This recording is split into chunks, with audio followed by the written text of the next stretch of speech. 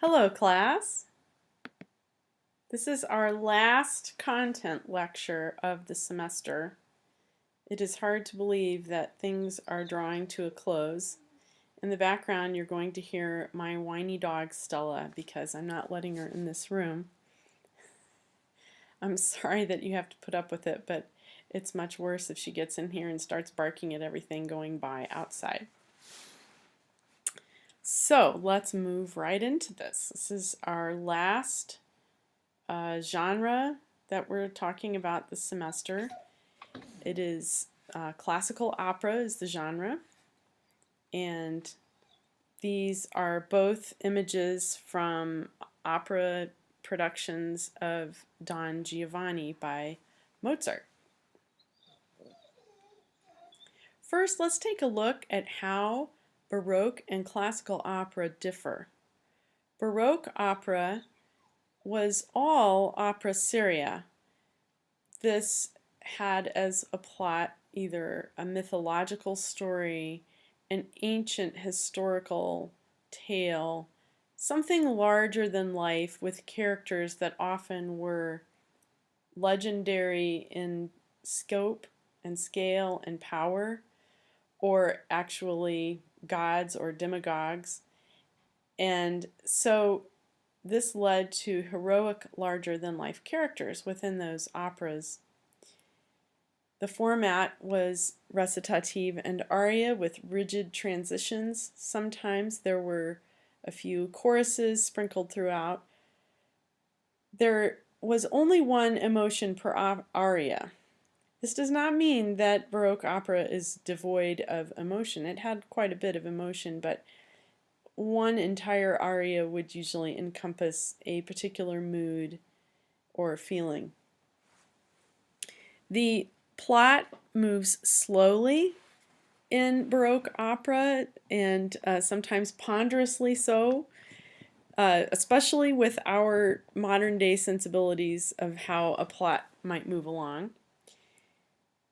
On the right hand side of the screen we have classical opera, and the biggest development here is something called opera buffa, which arose during the classical era. And this is Italian for comic opera. As implied, there's a lighter mood to this type of opera, and often a voice for social change can be found within the opera, some sort of a commentary on the way government or people are treating each other, and they would like to see a change happen. The characters it stands to follow are more realistic. We might have some maids and butlers and gardeners and just normal people in regular walks of life, as well as the count or the king, and often the plots would make fun of the aristocracy, although very carefully, because there were many censors that were looking at the content of these operas and could shut them down. We still have the recitative and aria format and sometimes more chorus sections in a classical opera, but there are very smooth transitions between the recitative and aria now. There's something comes along that we almost call an arioso, which things start to get more tuneful and measured than the recitative. There are rapid changes in mood, and the plot moves quickly. Most importantly, we have a new type of aria that is called the vocal ensemble. This is when 3 or more characters from an opera are responding to the action individually. So each individual is singing at the same time different words. You might have the character on the left expressing love, the character on the right expressing outrage, the character in the middle poking fun at the other two characters, depending on the point of view of that character. These are absolutely nearly impossible to understand even if you understand the language, but you can look at the libretto and understand. Usually by the time you get to a vocal ensemble, you know everybody's perspective and you know at least the basic emotions that they're singing about. Vocal ensembles often close a scene or an act, and this replaces the traditional exit aria that we might have heard in the Baroque era. There were many operatic composers in the classical era, but we are just going to mainly focus on one of Mozart's operas and a second opera briefly at the end of this lecture, just for some perspective on how his operas could be different from each other. These are written in a variety of traditions. You can see here his La Clemenza de Tito was an opera seria or a drama, and opera buffa or comedy, The Marriage of Figaro. And then Don Giovanni, the one that we're going to be looking at a little bit more in depth, is sort of a combination of opera seria and opera buffa because it does have funny moments, but it is a drama. The magic flute at the bottom of the list here, Die Zauberflöte, was and still is a much beloved opera, and it's in a lighter style, and we would call this maybe even an operetta or a Singspiel, where spoken dialogue replaces recitative. And yes, this might remind you a little bit of a musical in that respect, because there actually is spoken dialogue. But Mozart loved all of these different methods of telling a story, and he was quick to kind of adapt his style to reflect new things of the times, but also to just make sure he got his story out there. Thus, we can see that Don Giovanni is a unique opera, which we will be talking about very soon. His operas had a theatrical quality that was natural because his music already had so much character and personality, perfectly suited to the opera genre. He depicts and differentiates characters through the music often, and he uses a juxtaposition of themes that match swift dramatic changes. Don Giovanni, which was a later opera that he wrote, was a drama critical of the aristocracy, and the libretto, the poetry that was set to music, was written by Lorenzo da Ponte, Mozart's principal librettist. He himself was a bit of a character. Mozart used great ingenuity, which was necessary to avoid censorship of his opera. For example, in another opera by him, The Marriage of Figaro, he pokes fun at the Count Almaviva because of his, well, we won't get into it here, we'll talk about it at the end of the lecture, because of some bad traits of his character. And all is tied up with a bow neatly at the end, with the Count not being ever completely humiliated, although fun is poked at him and he is gently corrected by Mozart in a way. Here's Lorenzo da Ponte, Mozart's main librettist in the 1780s. Very colorful guy. He was an Italian priest banished from Venice for having countless affairs with women. He eventually moved to the U.S. after his employment with Mozart was over, and he worked as a trader, a gambler, an Italian professor, whiskey maker, and a gun runner in the War of 1812. So he certainly was an interesting fellow. In 1826, he sponsored a performance of Don Giovanni, the first opera by Mozart ever staged in the U.S.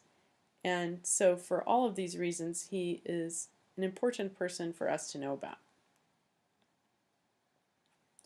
Casanova was a friend of Lorenzo da Ponte. He was a famous, unscrupulous rogue.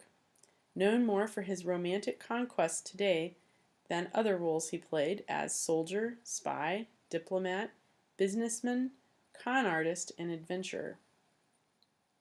He actually advised Da Ponte for parts of the plot of the opera, which is about a really reprehensible character, Don Giovanni. He was rumored to have attended the premiere of Don Giovanni. This opera was composed in 1787 and premiered in Prague in October of that year. It was received favorably by the audience. They loved it. The overture was composed the night before the first performance. And this is highly irregular. At this point, the dress rehearsal would already be over. And so he was going to actually force the orchestra to basically sight read this very important part of the opera. They probably got together a little while before the curtain came up and went through it at least. It incorporates important themes of the opera within that overture, which is kind of a new idea at the time anyway. This opera is a rare mix of opera seria and opera buffa, a drama and a comedy. This story is kind of a archetypal story. It's telling the tale of an amoral philanderer who seduces and murders his way across Europe. Because he's a nobleman, he does so without any punishment. At the end of the opera, he is dragged into hell while still alive by the ghost of a man he killed.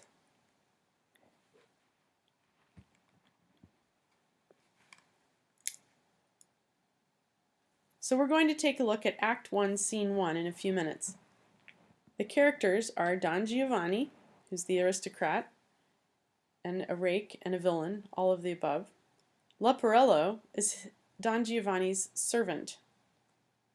Donna Anna is one of Don Giovanni's many female conquests. And the commandant, or the commendatore, is the elderly father of Donna Anna and a retired military figure. To set the scene of Act 1, Scene 1, we will actually have a chance to take a look at this whole scene. I can't believe I did this again. It's like I look and I don't see it. I'm just going to quickly erase this. Sorry. So at the very beginning, we have Don Giovanni's servant, Leporello, acting as lookout while his master is with the virtuous Donna Anna, hoping to force himself on her. And I would like us, let's see, before we actually begin this, I would like to see if we can't get the overture. I'd like to at least play a little bit of the overture. All right, let's take a listen.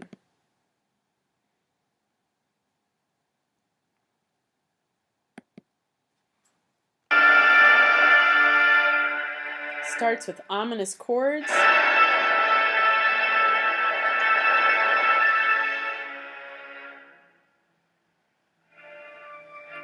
Mysterious.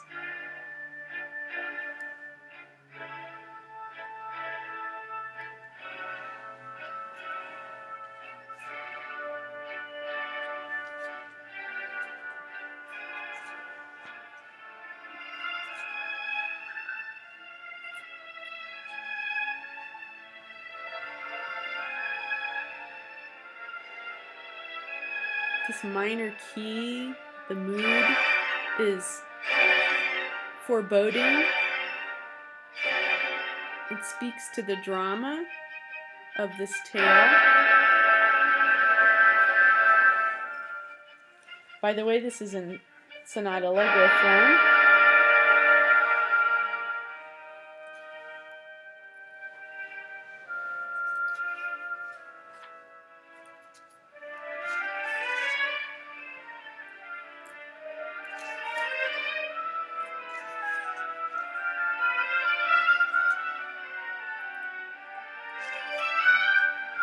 The scales add more tension, more ominous chords, slow, ponderous tempo. Get ready for everything to change. Major mode, it's now allegro instead of a largo andante. Sunny, bright, happy.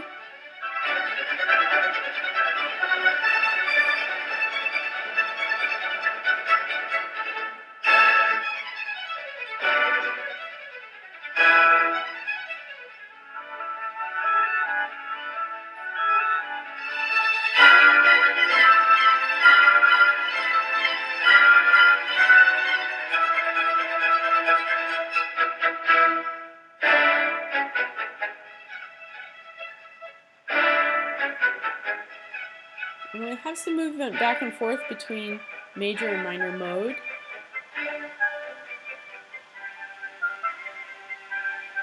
Happy oboe solo.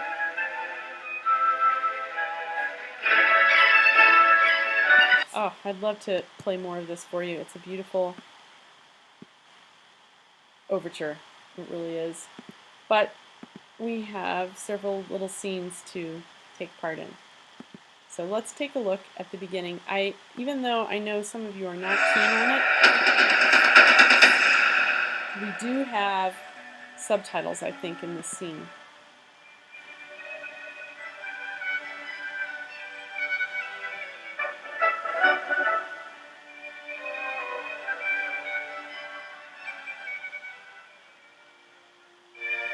Here we go. Scene 1.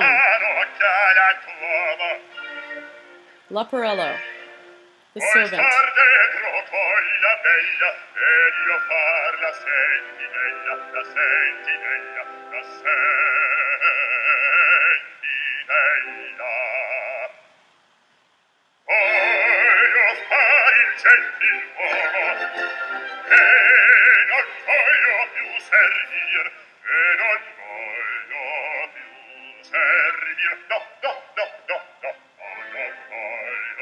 Don Giovanni is wearing a mask.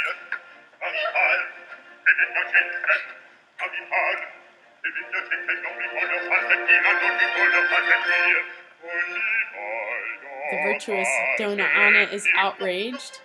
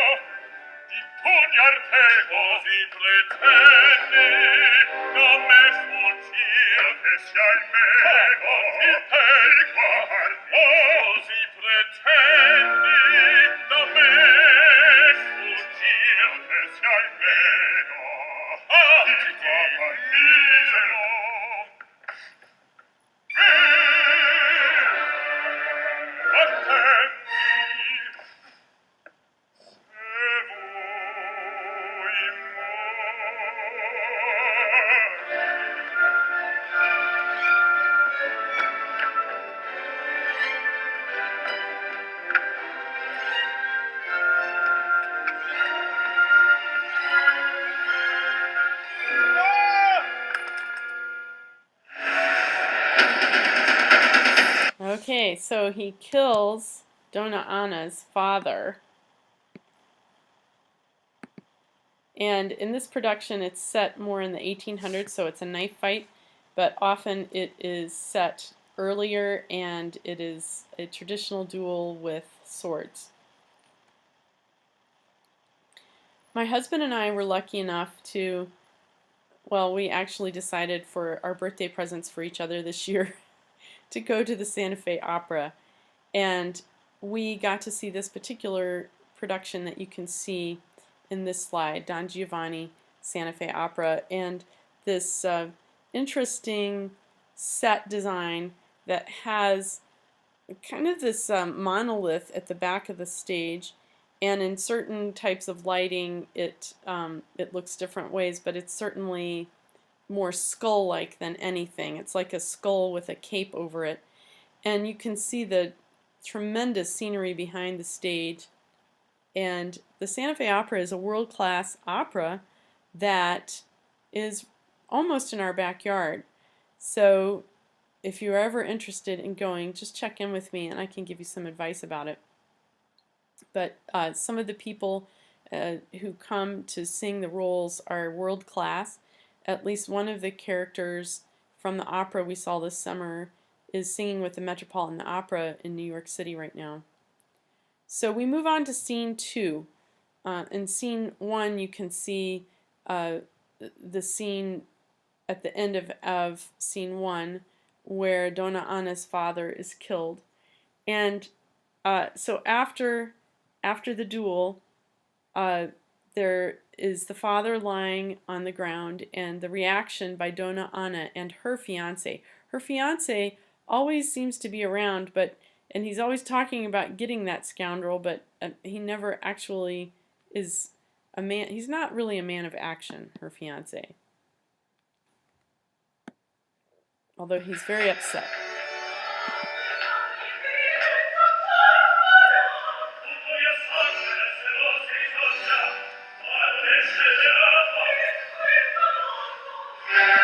There's a little recitative.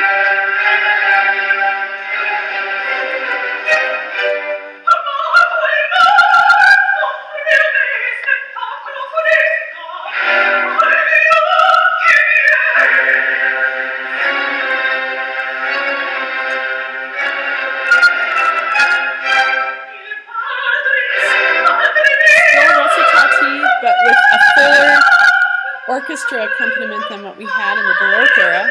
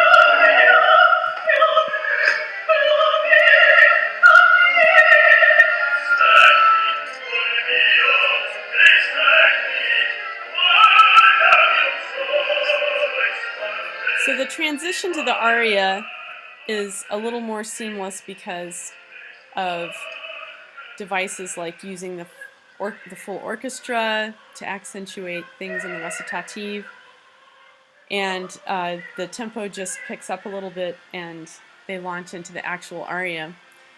By the way, even though vocal ensembles are often reserved for the end of an important part of an opera, like the end of an act, you may have noticed that at the end of Act 1, Scene 1, that was an actual vocal ensemble, a trio, which in your textbook you can see everybody's separate words that they're singing. The Commandant, Don Giovanni, and Leporello all have their own set of words for that vocal ensemble. You don't have Act 1, Scene 2 in your textbook, but I wanted to put it there as sort of the aftermath of what happens after Scene 1. And now we're going to skip ahead a little bit to Scene 7, where by now Don Giovanni is moving on from his attempted rape, essentially, of Donna Anna, and he is looking at a new conquest and is attracted to a woman named Zerlina, who is a peasant bride, and he sees her wedding party, and he sees this as a wonderful opportunity for his next conquest. So you will notice that in this grouping here, we have Zerlina the bride with her friends who are all gathered around her, and when we go to the actual scene, this is Don Giovanni apparently succeeding in the seduction of Zerlina.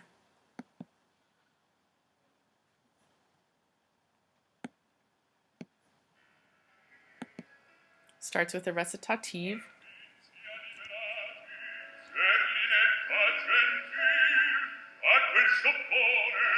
At last, gentle Zerlina, we are free of that clown. That's what he's calling her fiancé.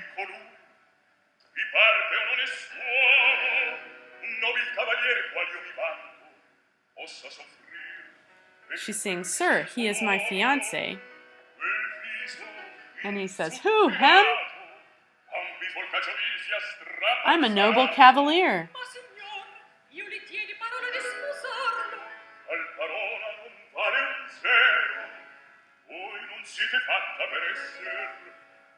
He's calling her fiancé a clumsy oaf.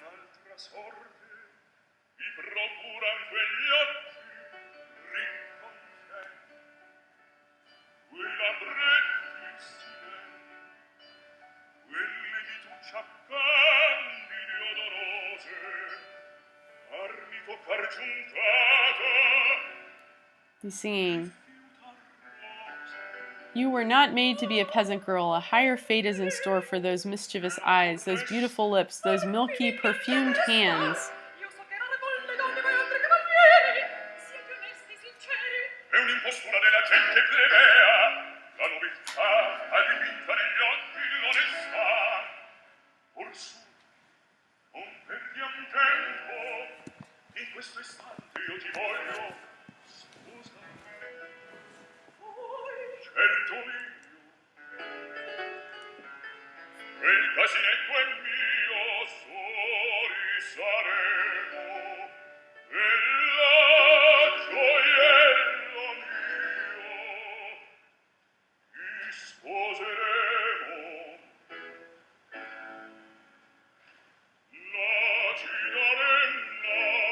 Here is the aria.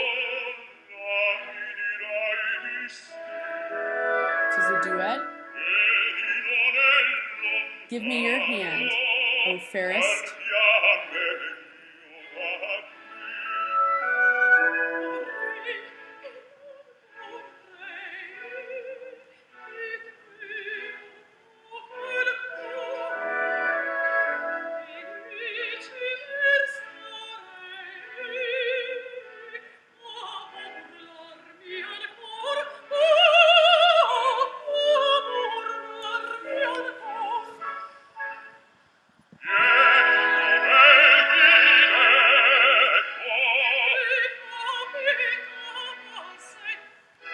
He's telling her he wants to marry her.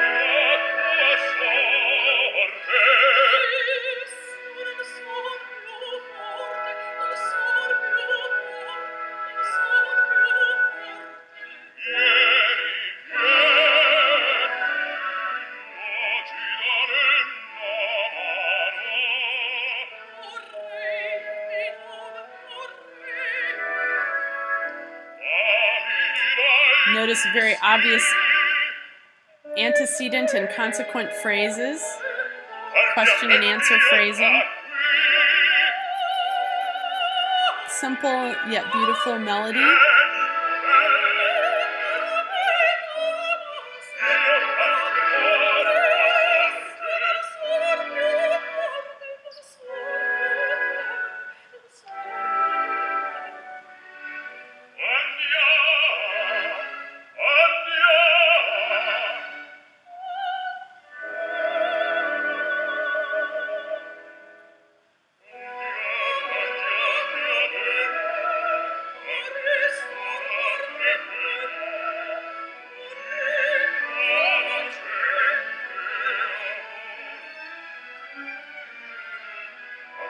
So he says, let's go, my treasure, to soothe the pangs of innocent love.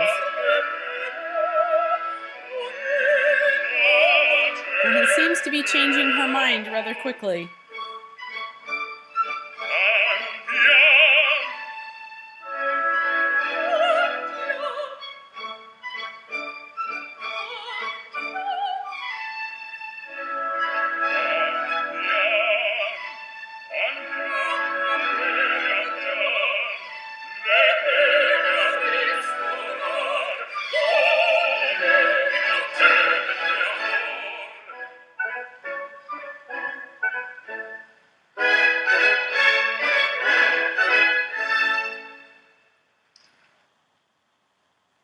Alright, so that is the end of that scene and famous aria from Don Giovanni.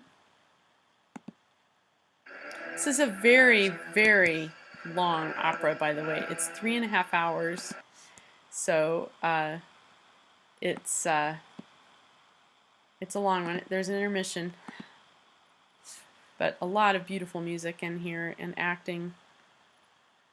So now we're doing the very condensed version, so we're skipping to the ending. After being given many chances by the dead ghost of the Commendatore to repent his crimes, the Don remains defiant. In fact, he invites the ghost to dine at his home, and that is how defiant he is of his comeuppance. Finally, he cries out in pain and despair as the music darkens and he is dragged to hell, while he's still alive.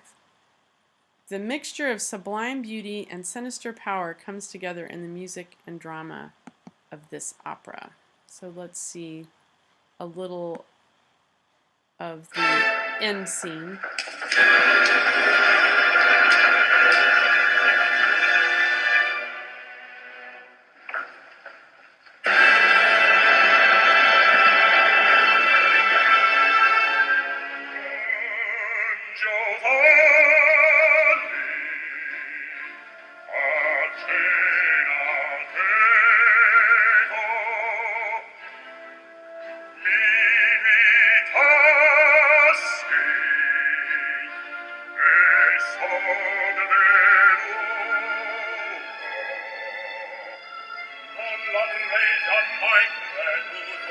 Each of these scenes is from a different production of the opera.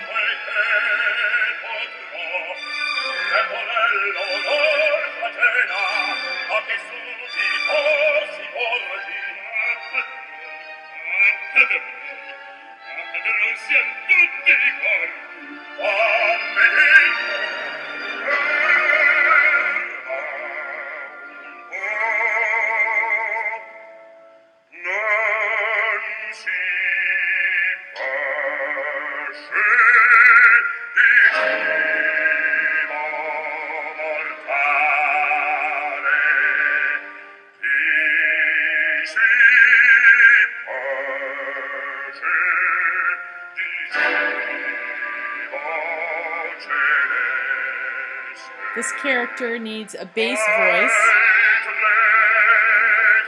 Don Giovanni's voice is a baritone.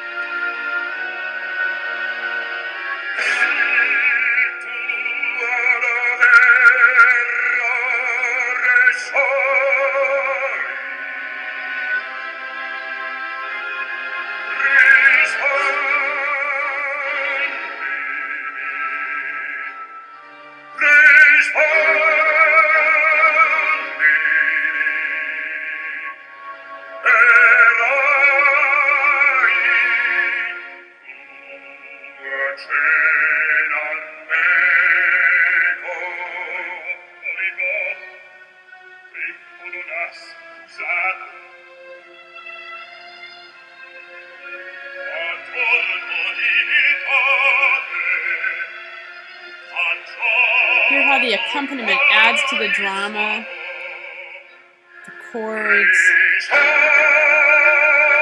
the scales, the minor scales going up and down.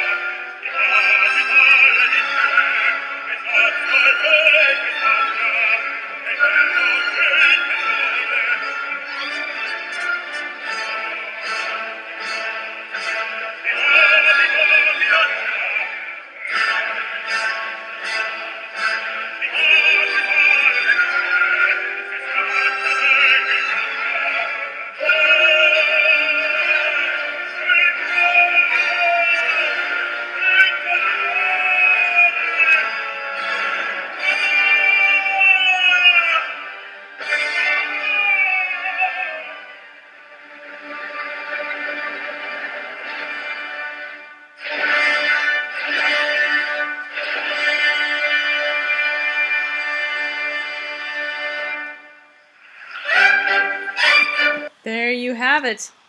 The end of Don Giovanni, literally. Now, we are going to move on to a lighter opera, much lighter opera by Mozart, The Marriage of Figaro. This is strictly an opera buffa.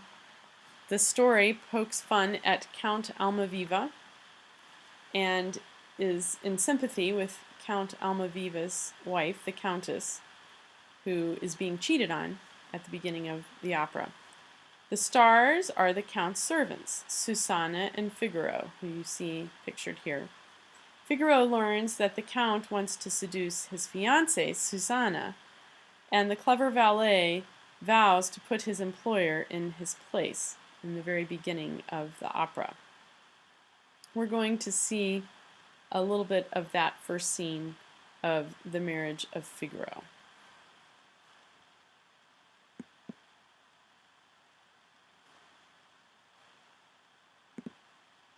Starts out with sheep running across the festival grounds.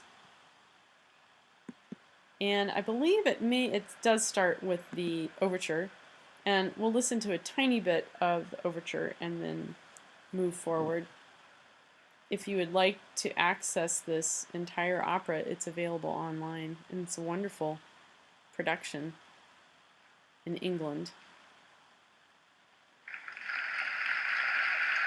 You see the orchestra pit pretty well here. You kind of see the protective screen that's kind of around them a little bit, but many things fly into orchestra pits during the course of operas and musicals, inadvertently from the stage.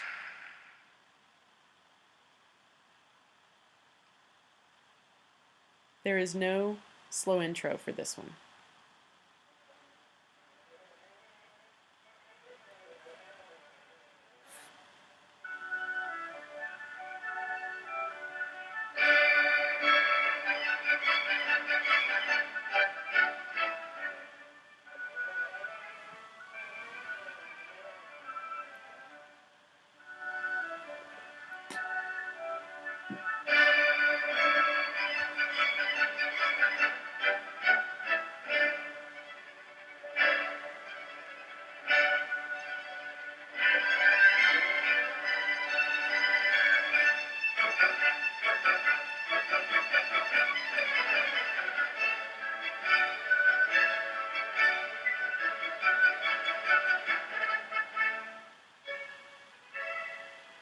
It's hard to stop this. It's a beautiful overture, but let's move on to the first scene. All right, so this is supposed to be Susanna and Figaro's wedding day. And at the beginning, Figaro is blissfully unaware that the Count has been making advances toward Susanna, but not for long. He's measuring for moving into this room once they are married.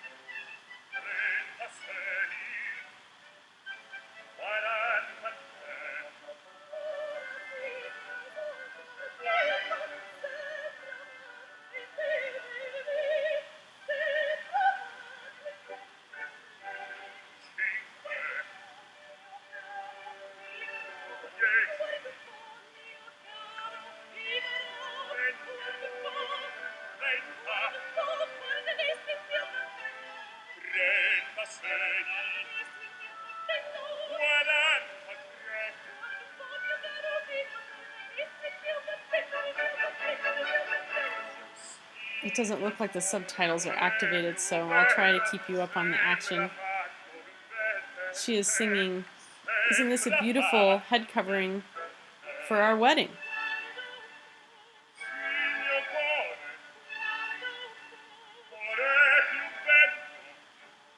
He's now telling her that they're going to be moving into this room.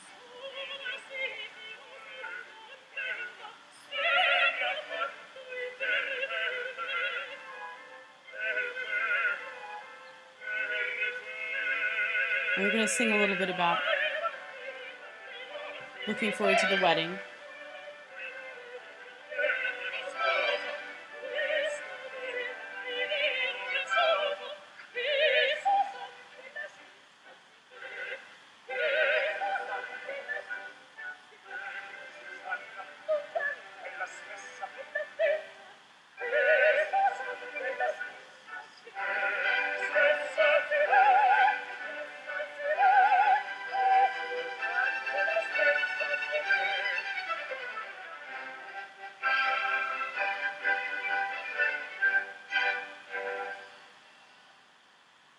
You can hear the harpsichord. They still use the harpsichord in opera in the classical era. It was not replaced by the piano, so often we still hear it. Now she's finding out they're going to be staying in this room, which is right next door to the count's room. She's going to say, "You've heard about how the count has been fooling around on his wife." And he says, "Yes, of course." And she says, now he's turning his attentions inside the castle.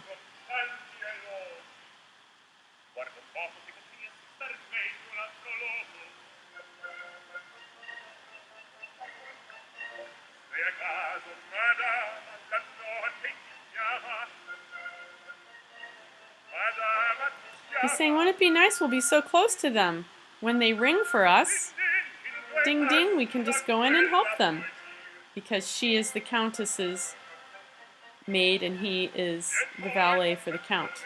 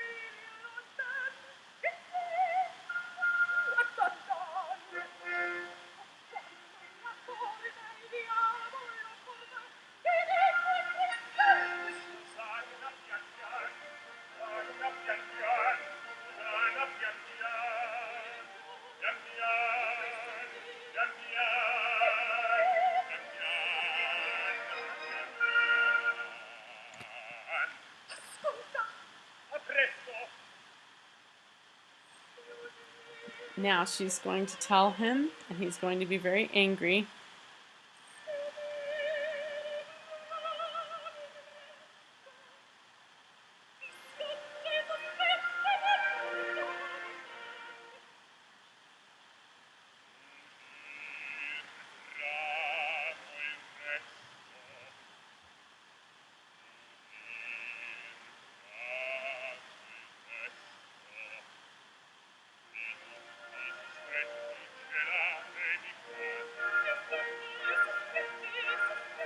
He's talking about something called the right of the seigneur, which is an ancient, even outdated by this time of when the opera was written, practice of the right of the master of the manor to be with a young maiden before her husband marries her. It's called the right of the seigneur. It's pretty barbaric.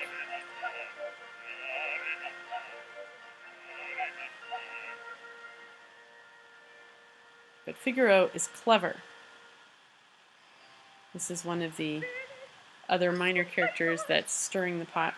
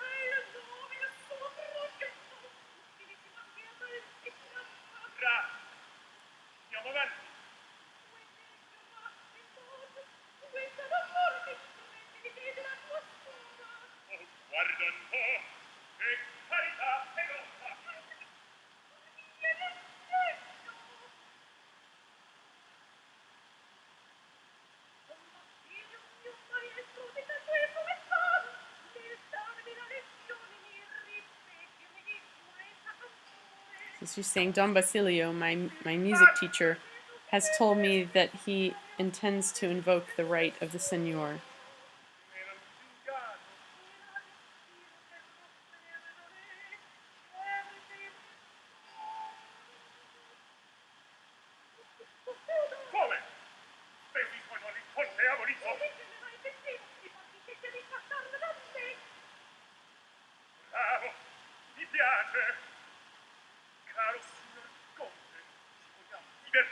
And he's going to vow to get the best of the Count.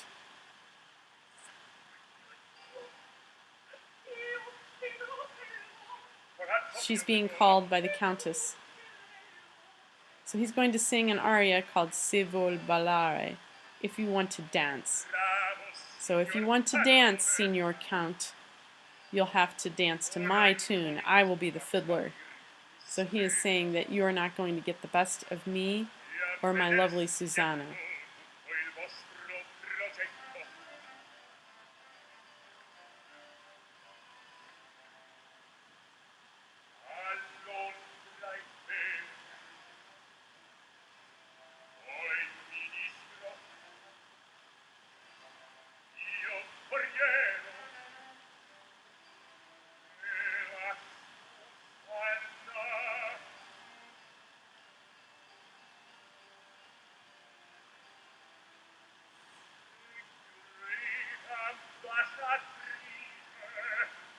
Of course, this is the recitati before that aria.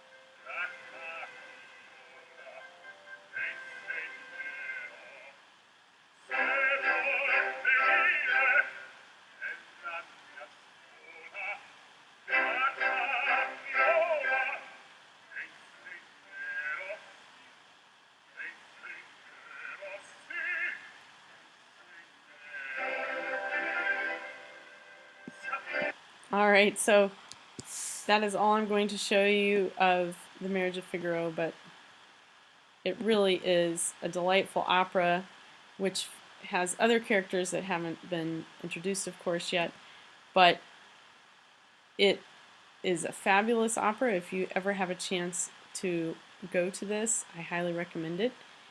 And as in any opera, this is not the time to be learning the story when you are actually at the opera house. You really need to study up and read the libretto in advance. You can read often 2, 3, 4-page synopses of these operas so that you can know what's going on and who the characters are before you get to the opera house, which is really smart at the very least. But even finding a copy of it online and watching the entire opera will enhance your appreciation of attending an actual opera. So that does it for classical opera. Thank you for your kind attention once again. And we will have the final exam next week and reviews